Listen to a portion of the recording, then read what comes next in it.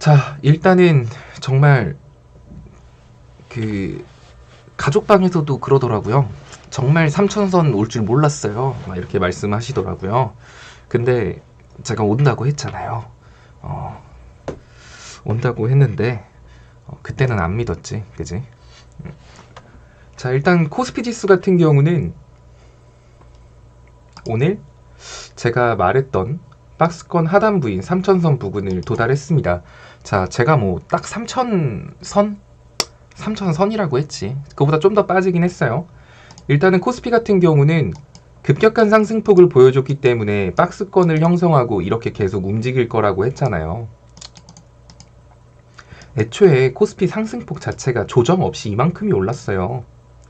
그러면 사실 저한테 배운 일반적인 시장의 조정 방식이라고 본다면 급격한 상승폭의 절반인 2700까지도 떨어져도 전혀 이상하지가 않겠죠. 따지고 보면 여기서부터 여기까지 빠져도 2700까지 빠져도 할 말 없어요. 그럼 앞으로 지금 3000이니까 2700이면은 300포인트가 더 빠져야 되는데, 아휴, 현우님 감사합니다. 자, 결국에는 그럼 이렇게까지 조정이 와야 된다는 건데, 이렇게 조정 오는 게 좋겠어요? 아니면 차라리 그냥 박스권 긋는 게 낫겠어요? 그냥 박스권 긋는 게 나아요.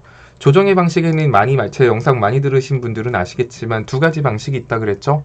올라갔을 때 절반 조정 후 올라가는 거, 아니면 여기 안에서 절반 조정은 아니고 이렇게 박스권을 횡보하면서, 대신 이 박스권을 횡보하는 기간은 이런 식으로 가면 금방 조정이 끝나고 바로 상승 추세를 밟지만, 이렇게 박스권 긋고 횡보할 때는 시간이 좀 더 오래 걸려요. 이런 식으로 조정을 한다라고 했죠. 지금 코스피 같은 경우가 상승폭의 절반 조정이 아니라 지금 이렇게 박스권으로 조정을 주고 있는 모양새거든요. 어찌 보면 이렇게 절반 조정 오는 것보다는 덜 아프실 거예요. 만약에 진짜 이렇게 절반 조정으로 2700까지 빠져봐요. 지금 여러분들 3180에서 180포인트 빠졌다고 지금 막 멘탈이 가루가 되어가고 있는데, 2700이면 앞으로 빠진 거에 2배 가까이가 더 빠져야 되는데, 여러분들 그러면은 지금 계좌가 되게 볼만해질 거예요. 그러니까 어떻게 보면은 지금은 되게 건강한 조정을 주고 있다라고 생각을 하시면 됩니다. 무조건 박스권이 나아요. 박스권 안에서는 박스권 상단부에서 현금 비중 만들고 박스권 하단부 딛었을 때 사는 게 아니라 딛고 요만큼 요렇게 찔끔 반등할 때 그때 사는 거예요. 그리고 다시 박스권 상단부에서 파는 거죠. 제가 지금 이 자리를 이때부터 계속 잡아드리고 있는데 말을 안 듣더라고. 이게 박스권 조정장이라는 말을 영상 들어보신 분들은 한두 번 들은 게 아닐 텐데, 결국 이 자리 온다라고 했음에도 불구하고 용감하게 그냥 3180에서 그냥 막 풀매수하고 막 그러더라고요. 이 또한 경험이죠. 굳이 빠진다고 했는데 빠지는 걸 보고 싶다라고 하면은 좋은 경험 하셨을 거예요. 자, 그럼 이 자리 오늘 시장이 빠진 이유가 뭘까요? 근데 맞아요. 차라리, 그니까 만약에 제가 이때부터 짜증냈잖아요. 이때 사실 요날 이렇게 많이 빠졌어도 오늘만큼 손실 안 심했을 거예요. 그죠? 이게 지난주 목요일이죠. 지난주 목요일날 이렇게 꽉 차게 빠졌어도 오늘처럼 계좌가 작살나신 분들은 그렇게 많지 않을 겁니다.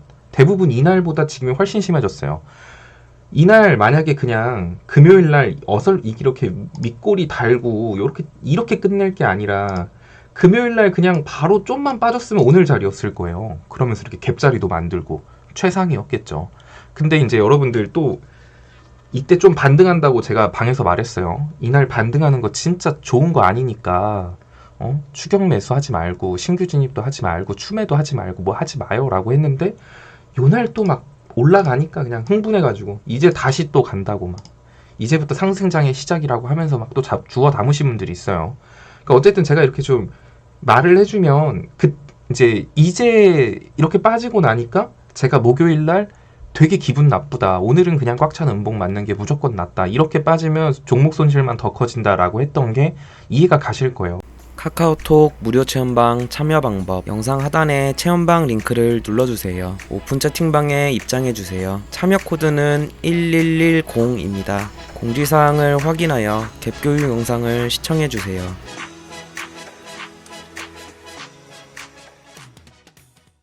왜냐면 이제 경험을 하셨으니까. 그러니까 시장이 꼭 올라야 좋은 게 아니에요. 빠질 때는 그냥 빠져주는 게 훨씬 나아요. 빠져야 될 자리에서 어설프게 올라가면 빠져야 할 자리에서 어설프게 올라가면 어차피 결국에 빠질 건 똑같거든요. 근데 어설프게 올라가도 내 종목의 낙폭이 회복이 안 돼요.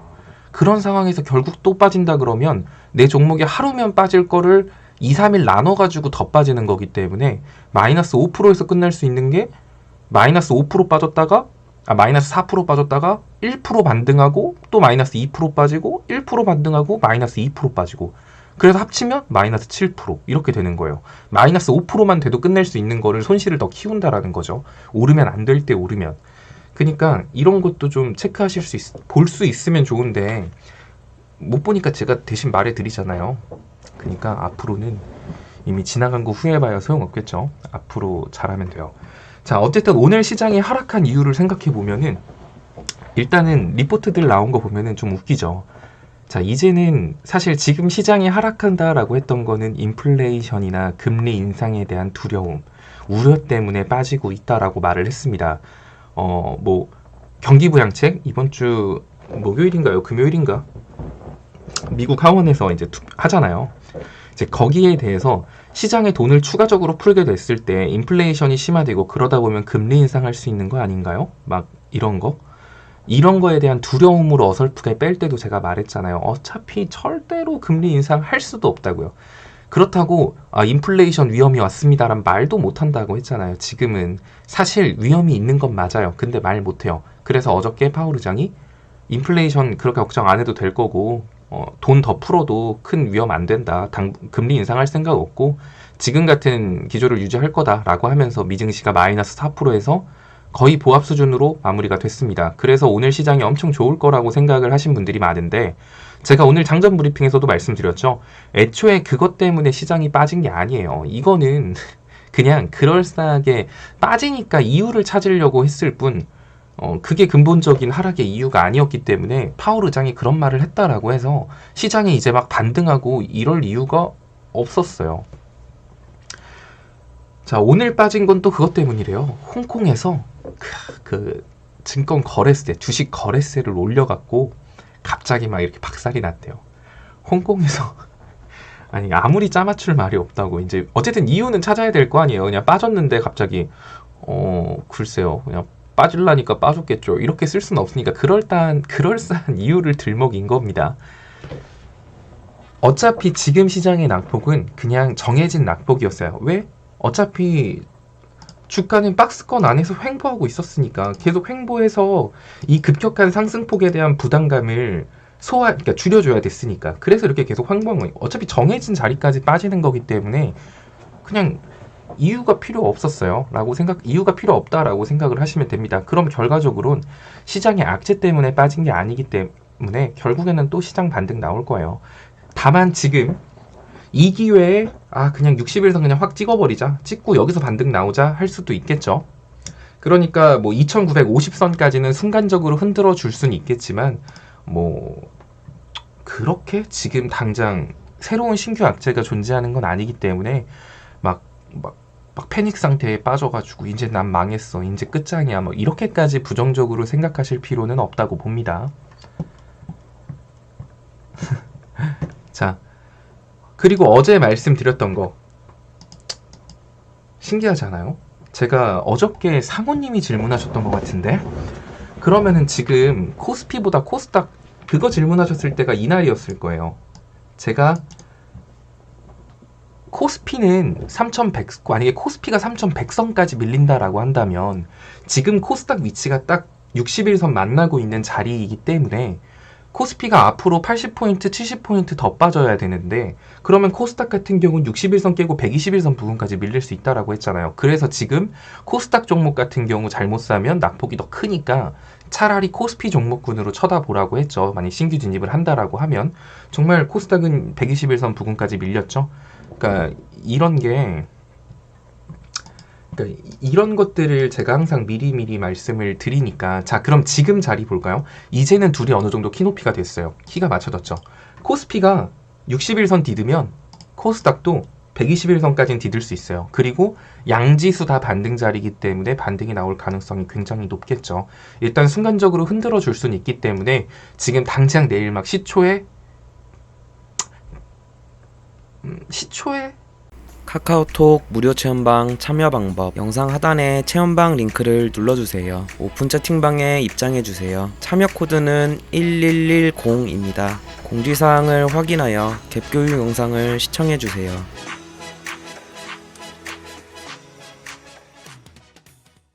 들어가도 뭐 크게 상관은 없을 것 같기는 한데 내일 시초부터는 이제 현금 들고 있는 분들은 조금씩 현금을 사용하셔도 된다라고 봅니다. 지금까지 현금 들고 있느라 좀 고생하셨어요. 물론 뭐 그런 분들이 몇 분이나 될까 싶긴 한데 이미 다 써서 없을 것 같긴 해요. 근데 말 잘 듣고 현금 끝까지 안고 계셨던 분들은 내일 시초부터는 이제 천천히 입지를 넣으셔도 됩니다.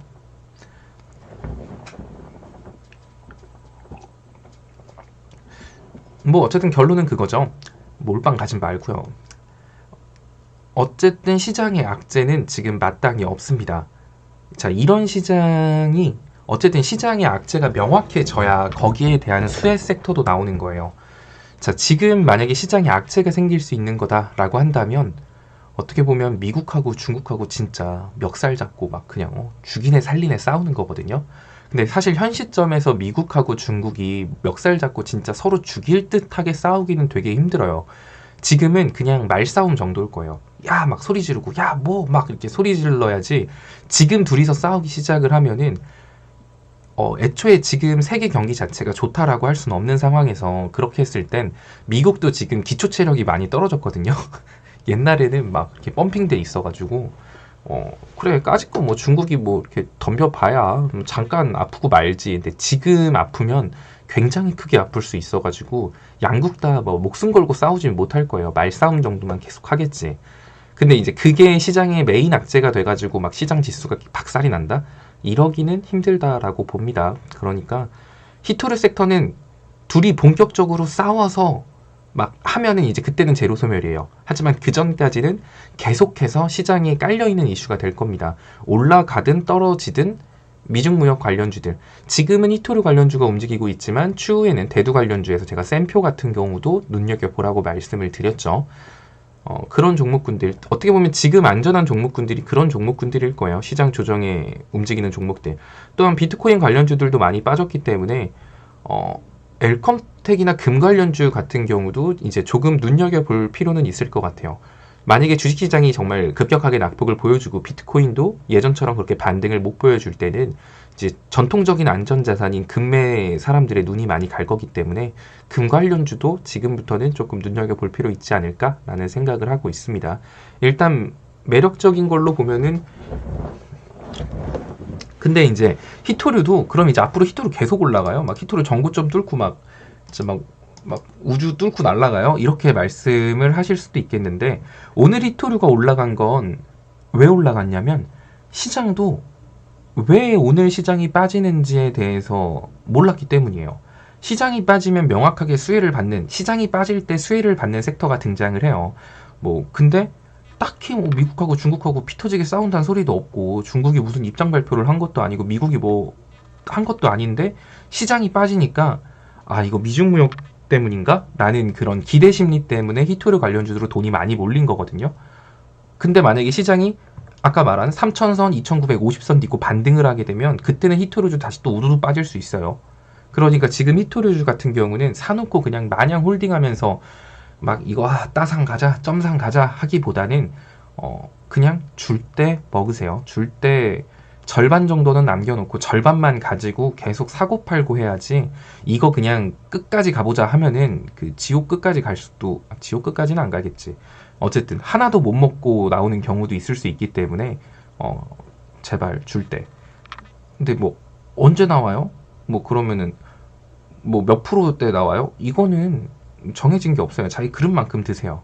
자기 그릇만큼. 근데 이제 그런 생각이 들 때 그냥 파시면 돼요. 아 이거 언제 팔지? 라는 생각이 들었다는 것부터가 이미 내가 수익이니까 그런 생각 들었잖아요. 그 생각이 들었을 때 절반 파세요. 왜냐면은 이건 오늘만 보셔도 아시겠지만 오늘 윗꼬리 뺀 종목들 엄청나게 많잖아요. 그러니까 언제 확 무너질지 몰라요. 투자 심리가 엄청나게 극도로 불안하기 때문에 목표가를 잡는 건 사실 차트를 보고 목표가를 잡는 거는 쉽겠죠. 근데 지금은 차트가 별로 의미가 없는 시장이라고 일전부터 말씀드렸기 때문에 여기에 대한 건 사실 감각적인 부분이 좀 들어가요. 왠지 지금 호가창 보니까 무너진다, 바로 팔아야지, 이런 거라던가 정말 그런 실시간 대응이나 감이 필요한 시장이기 때문에 뭐 제가 히토리 같은 경우는 뭐 여기까지 오면은 파세요 이런 말씀을 드릴 수가 없는 거예요. 그래서 그냥 무조건 절반 남겨놓고 절반은 수익 줄 때 그냥 사고 팔고 하세요라고밖에 말씀을 드릴 수가 없어요. 카카오톡 무료 체험방 참여 방법 영상 하단에 체험방 링크를 눌러주세요. 오픈 채팅방에 입장해주세요. 참여 코드는 11110입니다. 공지사항을 확인하여 갭교육 영상을 시청해주세요.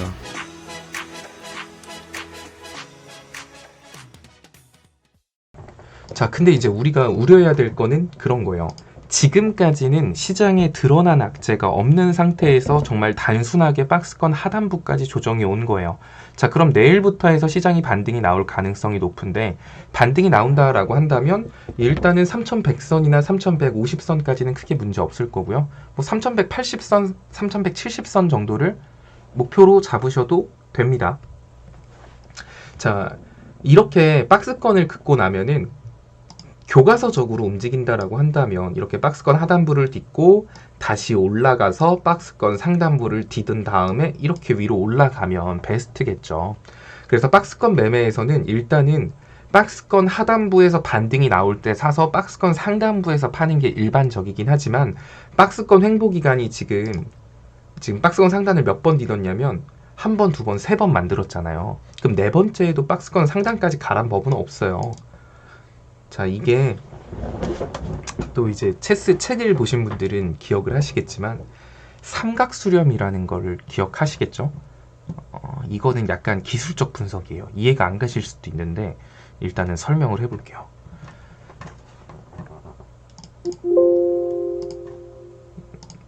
자, 박스권은 일단은 뭐 이런 식으로 움직이잖아요. 이렇게 박스권을 횡보하다가 정말 교과서적으로 박스권만 횡보하다가 박스권 상단 뚫고 이렇게 뿅 하고 날아가는 경우가 있지만, 다른 경우는 이런 차트 형태가 나오는 경우도 많아요. 박스권을 잘 긋고 있는 도중에 상단을 한 두세 번 정도 찍고 나면 여기서 갑자기 다음번에 박스권 상단으로 가는 게 아니라 이 낙폭의 절반까지 가고요. 이렇게 가요. 이런 식으로. 이게 뭐냐면 박스권을 긋다가 갑자기 저점을 일정하게 유지하고 고점을 내리는 삼각수렴형 차트로 바꾼 다음에 여기서 이렇게 팍 치고 가는 경우가 있거든요. 이게 1번 케이스 정석, 2번 케이스 변형이에요. 이거는 기술적 분석에 관련된 내용이니까 이해가 잘 안 가시는 분들이 있을 거예요. 그런 분들은 근데 여기에 짤막하게 홍보 타임입니다. 네. 다시 베스트셀러 딱지가 붙어서 장은 빠졌지만 제 마음은 따뜻하네요. 여기 안에 삼각수렴에 대한 얘기도 있답니다. 네, 그러니까 참고하시면 돼요. 인터넷에 치면 나오니까요. 네, 다시 이게 뭐라고 자꾸 여기에 미련 가지네요. 베스트 딱지 이거 없으면은 막 초조해요. 다시 붙었습니다. 네네. 좀 계속 붙고 싶다. 그래서 이번에 만약에 코스피 지수가 2950이나 3000선 현 시점부터 바로 반등이 나온다라고 한다면 다음번에 여러분들이 매도해야 되는 타점은 3180을 기다리는 게 아니라 3100포인트를 기다리는 게 맞아요. 다음번은 그러니까 지금 그러니까 이렇게 간다라고 하면은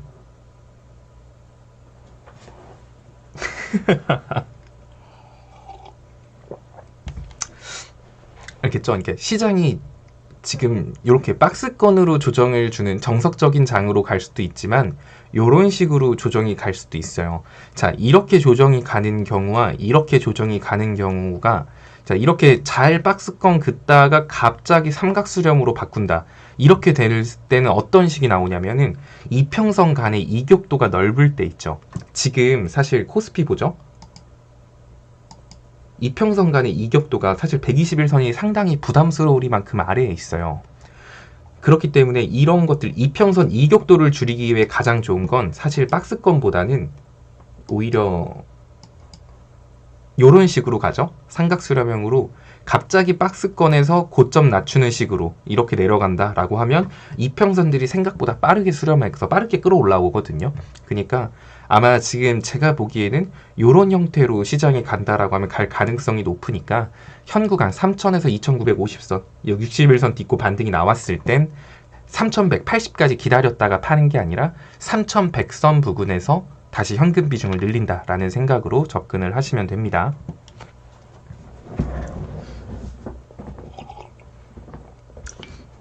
이해 가셨죠? 다음번에는 3100선 부근에서 그러면은 아마 3100까지 올라가고 다시 한 번 더 여기까지 조정이 올 가능성이 높기 때문에 3100 부근에서 현금 비중 30-40% 만들고 내려오면 다시 사고 이렇게 반복하시면 돼요. 자, 근데 이제 아직까지 시장에 드러난 악재가 없지만 또 모르죠. 갑자기 어떤 악재가 터질지. 뭐 악재가 터질 만한 게 있을까라는 거를 계속 생각해 봤는데 지금으로서 딱히 떠오르는 건 없어요. 뭐 떠오른다라고 한다면 뭐 코스닥은 뭐 어차피 코스피랑 뭐 비슷하게 갈 겁니다. 그러니까 코스피만 짚어드리면은 뭐 둘이 비슷한 흐름으로 가요. 어차피 뭐 코스피 혼자 올라가는데 막 코스닥 혼자 박살나고 이런 경우는 없으니까. 근데 이제 코스피를 기준으로만 보셔도 문제 없다고 봅니다. 악재로 뽑을 만한 게 있을까? 있을까? 뭐가 있을까? 딱히 없어요. 뭐 뽑자고 한다면은 그런 걸까? 지금 그러니까 제가 그냥 좀 우려하는 것 중에 하나는 뭐냐면 시장의 악재는 딱히 없는데 그 여러분들 요새 뉴스에서 빅투자 볼까요? 빅투자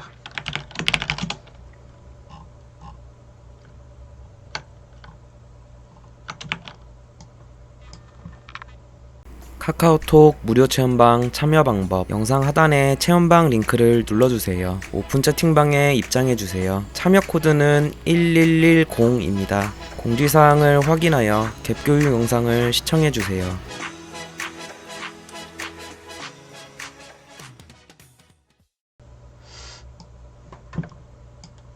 자, 영혼까지 끌어가지고 비탄데요. 가계대출이 엄청나게 증가했대요. 자, 여기서 금리 인상하면 다 죽는 거예요. 이렇게 다 빚을 많이 진 상태에서 금리를 올린다? 그럼 이제 이 사람들이 빚을 못 갚겠죠. 그러니까 근데 이게 문제는 이게 지금 엄청나게 많은 신용융자나 이런 것들이 주식시장으로 들어온 상태이기 때문에 여기서 이제 반대 매매라는 거 그런 게 있는 거예요. 만약에 여기서 제가 하나 우려하는 건 시장에 명확한 악재는 없기 때문에 여기서 이거를 60일선을 딱 깨잖아요? 그러면 이제 그때부터는 차트를 보는 사람들도 야 이거는 진짜 큰일 날 수도 있겠다. 여기서 만약에 내리 꼽으면 60일선 이탈하는 순간 이제 어디를 봐야 되냐면 아까 말한 거 있죠. 지금까지는 그냥 웃으면서 아 괜찮아. 어차피 시장 악재 없었고 박스권으로 조정하고 있는 거기 때문에 여기까진 괜찮아 라고 생각하는 사람들이 생각보다 많을 거예요. 그런데 이 자리를 깨는 순간 이제 이 생각이 드는 거죠. 잠깐 그러면 급격한 상승폭의 절반까지 조정 오는 거 아니야? 원래 상승폭의 절반까지는 보통 조정을 주니까 그럼 급격한 상승폭의 절반이면 어디죠?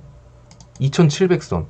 야 그럼 만약에 2950 이탈하면은 아래로 250포인트가 더 열려 있는데 지금 꼴랑 200포인트도 안 빠지고 180포인트 정도 빠져서 죽을 맛인데 아래로 300포인트가 열려 있다고?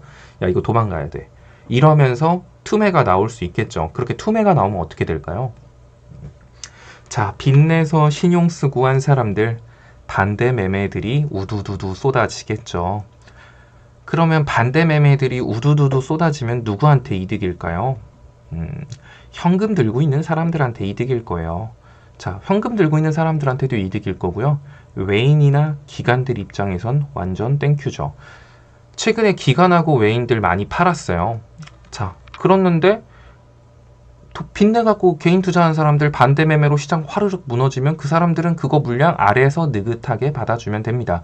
지금 사실 시장에 악재가 없고 기업의 가치가 훼손된 것도 아니에요. 근데 기업의 가치가 빠진 것도 아닌데 굉장히 기업들 낙폭 커졌죠. 그러면은 기업의 가치는 예를 들어 3만 원이라고 판단되는 종목인데 시장 때문에 2만 원까지 밀리고 15,000원까지 밀리면 돈 있는 사람들은 그 밑에서 잡으면 완전 땡큐예요.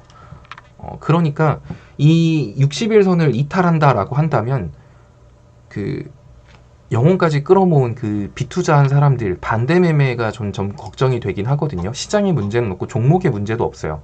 근데 이런 식으로 그림을 만들 수도 있겠다라는 생각을 하는 이유는 얘네들 때문이죠.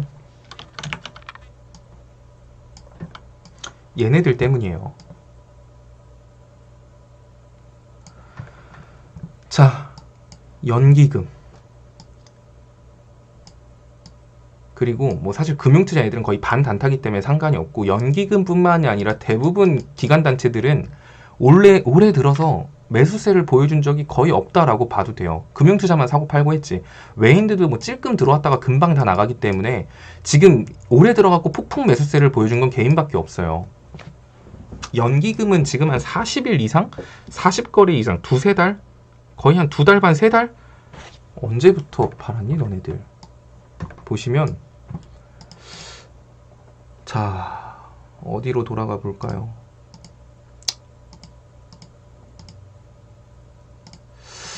11월부터 연기금 사봐야 100억 사고요. 2천억씩 팔았습니다. 11월부터 쭉 팔고 있죠. 연기금 계속 팔고 있어요. 사봐야 얼마 안 사요. 그리고 12월 24일부터는 아마 단 하루도 매수세를 보여주지 않고 폭풍 매도세를 보여주고 있어요. 그럼 얘네들이 시장 지수 올라가는 걸 원해서 이렇게 파는 게 아닐 거예요. 떨어지길 원해서 팔고 있는 거지. 그래서 사실 조금 걱정되는 게 그때도 많이 말씀드렸지만 작년 한 해는 개인들이 이겼다고 봐도 돼요. 기관 외인들은 뭐 그런 말 있잖아요. 개인들은 기관 외인 절대 못 이겨. 근데 작년 한 해는 이겼다라고 봐도 됩니다. 근데 제가 끝날 때까지 끝난 거 아니라고 했죠. 주식 투자는 뭐 작년에 내가 돈을 벌었어도 올해 돈 다 날리면 의미가 없어요. 마지막까지 끝까지 안정적으로 가는 사람이 이기는 게 주식 투자거든요. 연기금하고 외인이 칼을 갈고 있다라는 생각을 계속하고 있어요. 그러면 그들 입장에서는 그냥 이 60일선 그냥 걔네들이 그냥 반강제로 매도세로 이탈시켜 버리면 알아서 반대 매매 튀어나올 거고 알아서 시장 폭락할 거거든요. 시장에 악재 없이. 그러니까 만약에 2950선까지 내어준다라고 한다면 좀 생각이 많아지셔야 될 겁니다. 뭐 근데 여기서 빠진다 그래도 시장이 막 엄청나게 안 좋고 정말 세계 경기가 불황이어갖고 이제 망한다 이런 건 아닐 거예요. 이렇게 저 자리까지 이탈한다는 건 그때부터는 기업의 가치는 그대로인데 그냥 억지로 주가만 계속 빼는 그런 그림인 거거든요. 따라서 이거 이탈해도 버티면 먹기는 하겠죠. 근데 이왕이면 더 싸게 사면 좋으니까 만약에 2950선 이탈하면은 좀 약간 그간 먹어놓은 거 좀 있잖아요. 그런 분들은 좀 손절을 하고 아래 구간에서 그 종목을 다시 잡아도 돼요.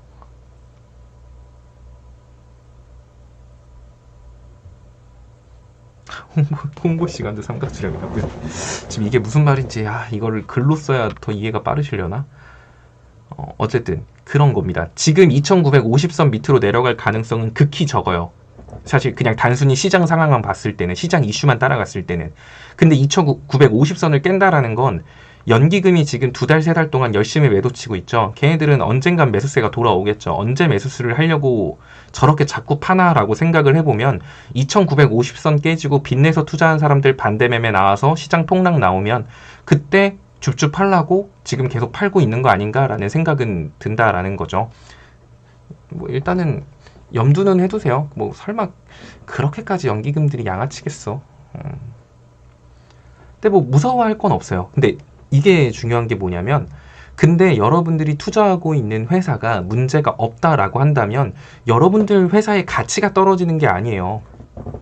내가 한 달에 뭐 1년에 1000억씩 버는 회사가 갑자기 100억 벌었어요. 그럼 그건 그 회사의 가치가 떨어진 거죠.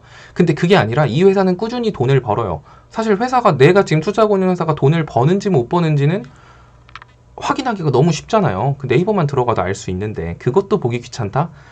그러면은 안 되지. 또 이제 근데 어떻게 보는지 몰라요. 재무제표 딱 봐도 너무 어려워요. 하시는 분들은 또 이제 그 모두의 주식에 예, 어쨌든 그러니까 여러분들이 투자하고 있는 회사에 대해서 이 회사의 가치가 떨어진 게 아닌데 뭐 이 회사가 악재가 터진 것도 아니고 그렇다고 이 회사가 뭐 코로나 전보다 주가가 막 200%, 2000%, 3000% 올라간 것도 아니고 자 뭘로 예를 들어드릴까?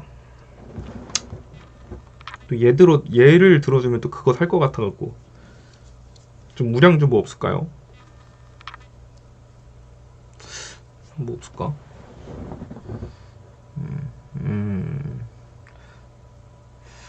뭐 뭐가 있을까? 찾아봐야지. 카카오톡 무료 체험방 참여 방법 영상 하단에 체험방 링크를 눌러주세요. 오픈 채팅방에 입장해주세요. 참여 코드는 11110입니다. 공지사항을 확인하여 갭교육 영상을 시청해주세요.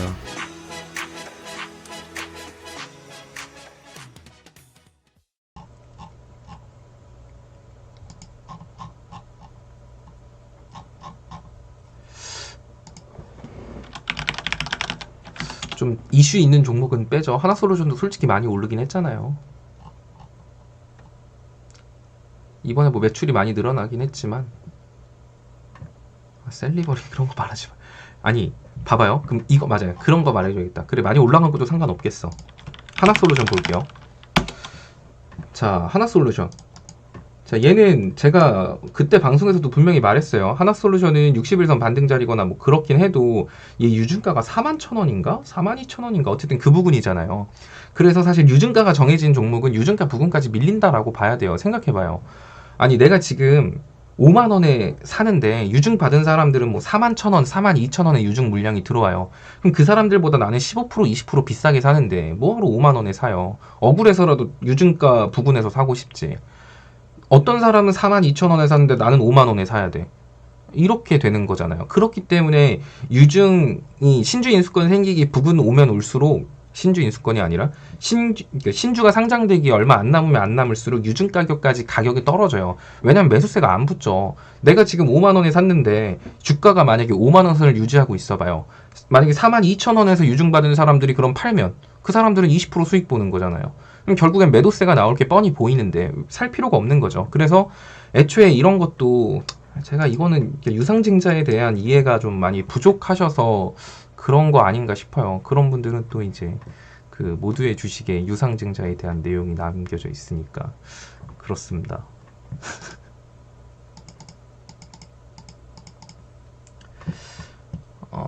그래요. 그럼 하나솔루션을 볼게요. 자, 하나솔루션을 월봉으로 볼게요. 그리고 간단하게 요렇게만 보죠. 물론 이게 전부는 아니지만 요만큼만 볼게요. 네이버 들어가서 보면 나와요.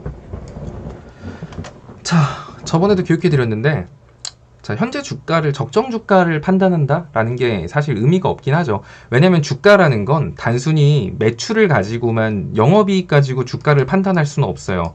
이 회사가 또 어떠한 새로운 사업을 하느냐, 신규 사업을 하느냐에 따라서 미래 가치가 지금에 반영이 되기 때문에 단순히 매출, 영업이익만 가지고 현재 주가가 고평가다, 저평가다라고 평가할 수는 없지만 일단은 단순하게만 생각해 보자고요. 이렇게 판단하는 것도 뭐 크게 틀리진 않으니까.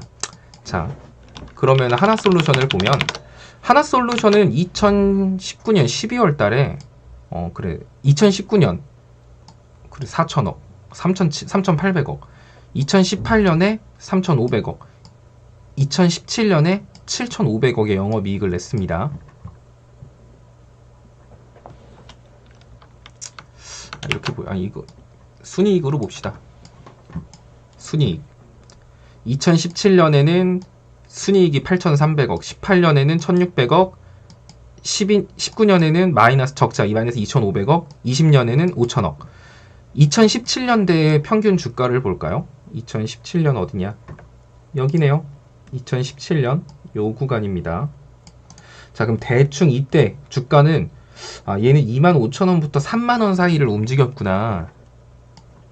순이익이 8,300억일 때.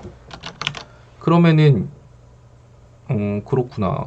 25,000원에서 30,000원 사이 움직였으니까 한 27,500원 정도가 평균이라고 그냥 단순히 계산하는 거예요. 쉽게 그냥 이해하기 쉽게. 자, 그리고 2018년도 볼까요? 얘는 그럼 이때는 요때는 27,500원이 주가에서 움직였고 2018년도에 어떻게 움직였죠? 2018년도에는 여기서부터 박살이 났네요. 자, 평균 주가는 3만원 정도 부근부터 15,000원까지 빠졌으니까 평균 주가는 한 25,000원 정도, 24,000원 정도라고 생각할 수 있겠죠. 24,000원 정도가 평균 주가예요. 자, 왜 이렇게 주가가 떨어졌나 했더니 매출이 줄었잖아요. 순이익이 완전히 박살이 났으니까. 자, 그리고 2019년도 볼까요? 2019년도에는 더 빠졌네. 2019년에는 여기서부터 여기까지였으니까 얘는 평균 주가가 2만원부터 15,000원 정도니까 17,000원까지 빠졌네요. 평균 주가가. 자, 이렇게 빠진 이유는 적자 전환했으니까. 자, 근데 지금 2020년에 순이익 5천억입니다. 2020년이면 여기서부터 여기까지네요. 그럼 평균 주가가 15,000원부터 5만원까지라고 하면 평균 주가 한 33,000원 되겠네요. 대충. 한 평균 주가 한 요 정도 되겠죠. 그러면 33,000원. 2017년보다 돈을 더 번 건 아닌데 평균 주가는 더 올라가 있는 상태죠. 그런데 지금 하나솔루션이 올라갈 수 있는 건 뭐 수소 관련 이슈도 있고 이건저건 이런 미래 가치가 반영됐기 때문에 수정 주가가 된 거라고 생각을 하시면 돼요. 그럼 따지고 보면은 하나솔루션 같은 경우는 적정 주가가 지금으로 치면은 한 4만 원 정도? 4만 원? 그게 한 유중가 정도잖아요. 그럼 사실 얘는 요 가격이 만약 시장이 빠져서 이 가격 밑으로 내려간다? 라고 하면 그때부터는 매력이 그냥 뿜뿜 넘치는 종목이 되겠죠. 그러니까 이런 식으로 단순하게 생각하는 방식도 있어요. 그러니까 내가 지금 하고 있는 회사가 근데 이제 얘네들만 있는 게 아니라 이제 보다 보면은 2017년보다 지금이 더 성장했는데 2017년, 18년, 19년 주가보다 지금이 낮은 종목 그런 종목들 있잖아요. 이제 그런 종목들 같은 경우는 만약에 시장이 빠져요. 그래서 시장이 빠져서 걔가 더 빠져요. 그러면 그냥 감사합니다 하고 사면 돼요. 혹은 내가 그냥 지금 손실이 커도 버티면 어차피 올라오는 그런 종목이 되는 거예요. 그런 거는 또 뭐가 있을까? 좀 여러분들이 좋아하는 것들은 다 올라간 것들만 좋아하니까 그런가 봐요. 카카오톡 무료 체험방 참여 방법 영상 하단에 체험방 링크를 눌러주세요. 오픈 채팅방에 입장해주세요. 참여 코드는 1110입니다. 공지사항을 확인하여 갭 교육 영상을 시청해주세요.